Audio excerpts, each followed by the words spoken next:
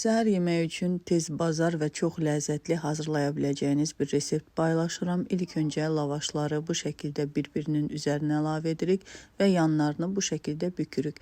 Daha sonra isə lavaşın düz orta hissəsinə bir ədəd yumurta, onun da üzərinə doğranmış yaşıl soğan əlavə edirəm. İstəsəniz başqa göyərtilər də əlavə edə bilərsiniz, zövqə görədir.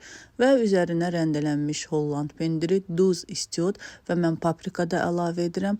Onun da üzərinə yenidən bir ədəd yumurta əlavə edib yaxşı qatışdırırıq.